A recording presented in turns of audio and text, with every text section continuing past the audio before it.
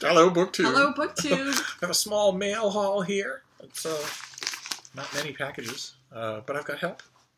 Yes. From Jennifer. I'd insert literary pun here. That's right. Jennifer tried to take my place. She was unsuccessful. She was unsuccessful. Let's see here. What is this first one? Oh, no, what? Why are you looking that way?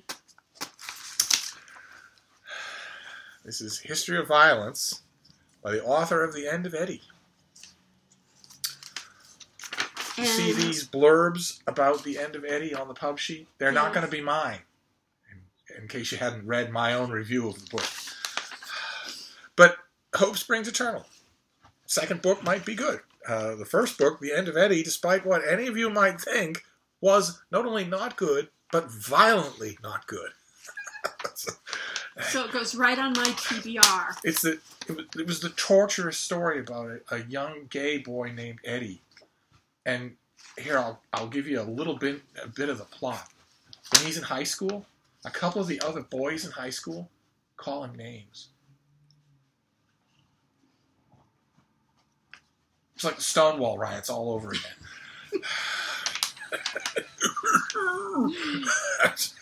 At another point in the novel, it's like 80 pages long. At another point in the novel, a bunch of horny teenage boys steal a pornographic video from their dad's collection. What do you think they have the urge to do while they're watching it? Do not want to know. It's a gripping autobiographical novel. The best work yet. Well, there have only been two. Last spring, Farrar, Straus and Giroux published a singular debut, The End of Eddy. Written when the author was just 19, this autobiographical novel about growing up gay in a working-class village in northern France was both a critical and a popular triumph. Earning comparisons to the works of international bestsellers by Karl Uwe Nosgaard and Elena Ferrante. I actually agree with both of those comparisons. I would also, if we wanted to add a fourth, I could also add the stuff that's in the buckets that you spread in the back 40. The End of Eddy has been translated into more than 20 languages. That could only have improved it. The author's work has since been a cause célèbre in France and beyond, making him one of the most talked about French writers of his generation. Oh my God. Oh my God. So when does it come out? Oh, June.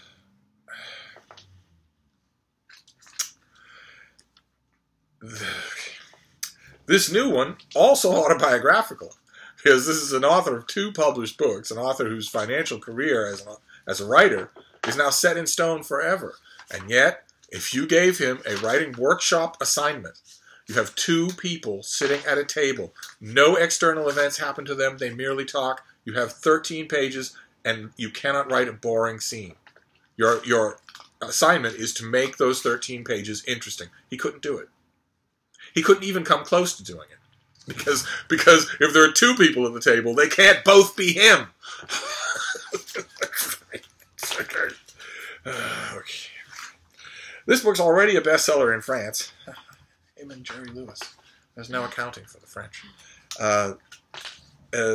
And this autobiographical novel begins in Paris on Christmas Eve 2012, the night the author is raped and almost murdered by a stranger he had just met. What unfolds in his retelling of the harrowing circumstances that follow a subtle and precise examination of guilt, shame, homophobia, and racism moves masterfully between past and present, between Louis' voice and the voice of an imagined narrator. I can guarantee you, unconditionally, there is no imagined narrator in this book. Unconditionally guarantee that whenever the immediate identification of the narrator is happening, it not only is the author's narration, but that it's court document verifiable down to the last word as the author's own experience. And you might say, well, doesn't that have a long history? Yes, it does, among literary frauds who couldn't imagine something if their life depended on it. You're just letting me stem wine. That's exactly what it says right here. Okay. All right, so... Okay. This comes out, what is it? June. June. This comes out in June. Mid-June. What a way to start a mail haul. All right. The thing is, the thing that kills me is that the the 99% of the heaps of undeserved praise for The End of Eddy are coming from gay readers who ought to know better. They ought to know better. And we're not talking just young gay readers. We're talking experienced gay critics who read this thing and thought, this is an utter revelation. No one's ever written anything like this before. Edmund White wrote that about The End of Eddy. He wrote, no one has ever written anything like this before. I felt like tearing the 2 pages out of his book where he does it 35 years ago and mailing them to him. Maybe your memory's failing. You actually did it. Andrew Holleran did it. David Levitt did it several times. David Plant did it. The problem is the young gay readers who heaped praise on The End of Eddy have never read any of these authors. She's just sitting there. I did not read The End of Eddy. Let's move on. They can't all be like this. Well, let's move on. That one looks more your cup of tea. Oh, nope, sorry. Not his cup of tea. Oh, my God. Okay. Okay. This is due in April. This is part of Princeton University Press's Writers on Writers series, where a writer writes about a writer. And in this case, the writer doing the writer is John Burnside, which is fine. But the writer he's writing about is Henry Miller. And why? No talent whatsoever, and connected to Edouard Louis because Henry Miller, despite the fact he has no talent whatsoever, despite the fact that I read his books when they were coming out, just sitting there saying, this guy has no talent whatsoever. I then watched impatiently for decades as he entered the canon, as he was taught in academia. And that's what's going to happen here. I'm looking at these books and I'm saying, all right, this is more or less straightforward autobiography, artlessly and ploddingly told. It has no talent whatsoever, and it is going to be revered for the rest of time. We're going to move on. All right. That's what we're going to do. The next one is Wrapped in Black. Maybe it'll be a book about death. Wait, or after these first... Doesn't it say requested materials? Oh, yeah. But sometimes publishers do that. Oh. So, because they figure it's a mail... You've got a big mail room, and they figure there's some sort of lowly mail sorter examining all of the packages and not knowing anything about the books.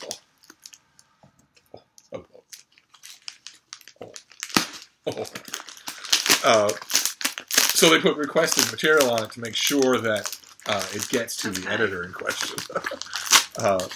Although every once in a while it actually is requested material. So, see, this is a perfect example of this is indeed requested. Oh. I did indeed request Well, I have heard of this, too. You probably heard me natter on about it. I might have. It's got a great title. Comrade Haldane is too busy to go on holiday. It's by Gavin Trudeau, and it's about JBS Haldane, who was a great scientist, a great evolutionary thinker and popularizer, who it turns out was the whole time a Soviet spy. Celebrated for his ability to connect seemingly disparate subjects. During the Second World War, Haldane was extensively involved in scientific research to aid the British war effort, using evidence gathered from signal intercepts between the British Secret Service and America,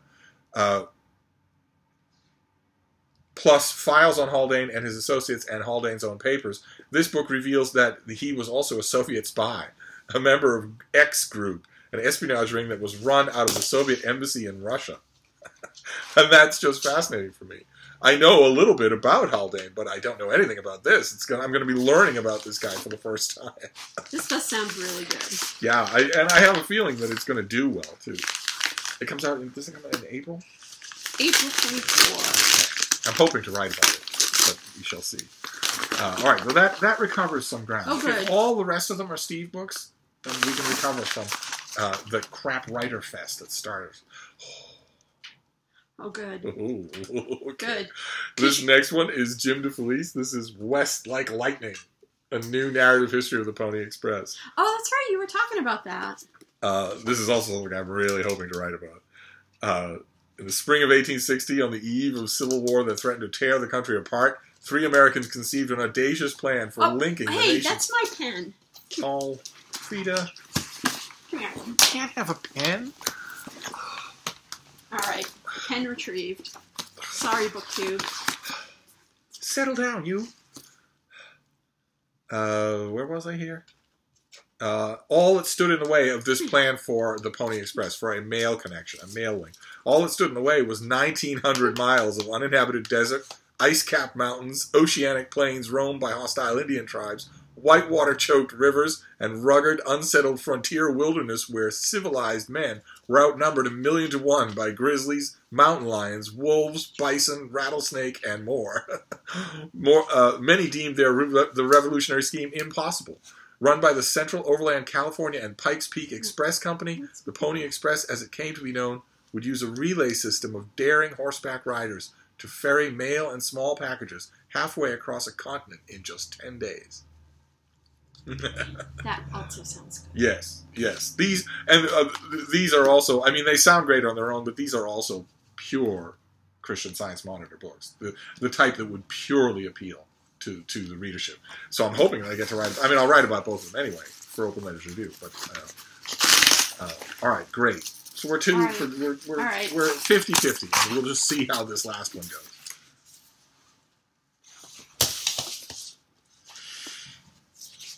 Okay. All right, I don't know this at all. But that's good. I don't love it because I don't know ahead of time, but I also don't hate it. This comes out in late April. And it's got Elizabethan cut sleeves on it. To Dare More Boldly by John Hulsman. Our baffling new multipolar world grows ever more complex, desperately calling for new ways of thinking, particularly when it comes to political risk. To Dare More Boldly provides those ways, telling the story of the rise of political risk, both as a discipline and a lucrative high-stakes industry that guides the strategic decisions of corporations and governments around the world. It assesses why recent predictions have gone so wrong and boldly puts forward 10 analytical commandments that can stand the test of time. Recent predictions have gone so wrong except on this BookTube channel. I should point out. Where I said during the very end of American history, I said, I know exactly who's going to win this presidential election, and it's not going to be close. And I was told by every single viewer, that's crazy, super delegates, no ground game, Access Hollywood tape, you're dreaming, that's crazy, it's never going to happen. Well, to be fair, it wasn't just my BookTube readers, my BookTube viewers who said that. It was everybody who said that I was wrong. So this is going to be okay, and it spans history. Oh, I could start to like this. It spans history. There's 5th century Athens. There's the Florence of Julius II and Cesare Borgia. There's 1776, of course. There's the Venetian Republic. Oh, all right, okay. So who is John Hulsman when he's at home? He's the president of John Hulsman Enterprises. It'd be kind of awkward if he wasn't. Prominent globe political risk consulting firm. His books include Ethical Realism, The Godfather Doctrine, and To Begin the World Over Again, Lawrence of Arabia from Damascus to Baghdad. And he lives in Milan. All right. Okay, so we nudged out ahead. I was a little worried at the beginning that it was going to continue to go badly, and then you would blame me. Wouldn't that be terrible? I know. I would blame you in addition to constantly interrupting you. I don't know how you deal with me. I'm not sure. I just have a cute dog. All right, I'd never see her again. So we've got To Dare More Boldly, a study of political risk across human history. Then West Like Lightning, History of the Pony Express. Then Comrade Haldane is too busy to go on holiday. Then turns out JBS Haldane was a spy the whole time. John Burnside writing about Henry Miller. And then History of Violence, the court papers of Edouard Louis. So there we go. Nice little mail haul. 50-50, and then we pulled a little bit ahead. Yeah. Whoops. So we're going to sign off for now. All right, BookTube. But we'll be back. Until Steve interrupts me again. Quiet, you. I'll be back, BookTube. Thank you.